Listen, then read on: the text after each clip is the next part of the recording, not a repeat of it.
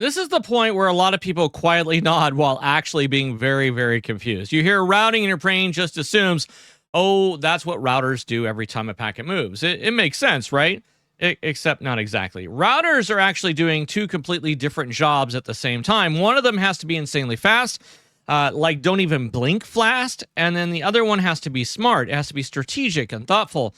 And separating those two jobs, well, that's not accidental. That design decision is one of the reasons the internet even works at the scale at which we use it. I want you to picture in your mind like a router is someone multitasking. On one hand, it's just passing boxes down a conveyor belt. No thinking, it's just moving and moving and moving those boxes down the conveyor belt. Very tedious task, and they're doing it over and over again, right? However, the other hand is updating a map of the entire warehouse.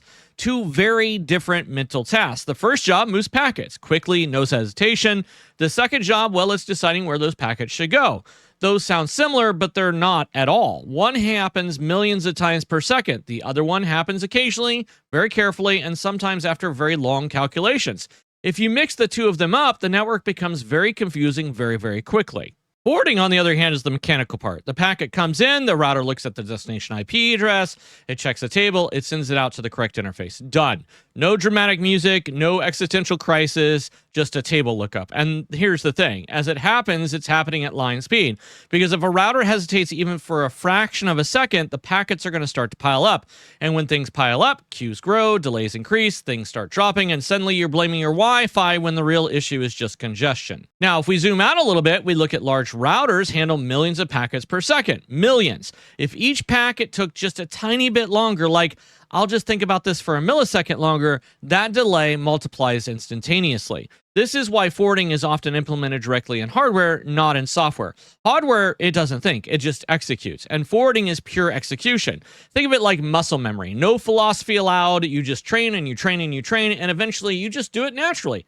That's what we're talking about forwarding. Now, routing is the thoughtful side. This is where routers talk to each other. They exchange information. They learn about new networks. They detect failures. They calculate paths. The routing builds the forwarding table, and forwarding just uses it. There's a big difference. Routing is the strategy behind it. Forwarding is the execution. It's like GPS versus driving. Routing plans the path. Forwarding turns the wheel. Now, where people get surprised by this is that routing is actually very slow. It's actually a feature of it being slow. If routing reacted instantly to every tiny fluctuation, every tiny delay spike, every monetary hiccup, well, the network would start to oscillate constantly. Paths would flip back and forth, instability would explode, so routing has to be a little bit cautious. It converges carefully, because a stable network that reacts slightly slower is way better than a fast network that's constantly freaking out.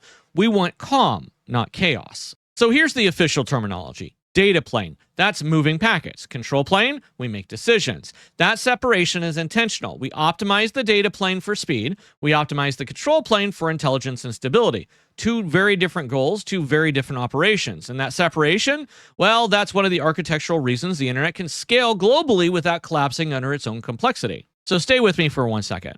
Forwarding and routing are not the same thing. I think we've hit that on several different points, right? Forwarding is local. Fast, repetitive. Routing is global, slower, strategic. One that clicks, a lot of networking suddenly stops feeling abstract.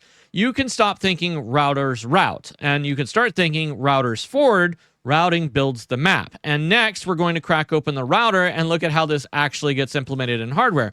Because once you see inside, the separation actually makes a lot more sense.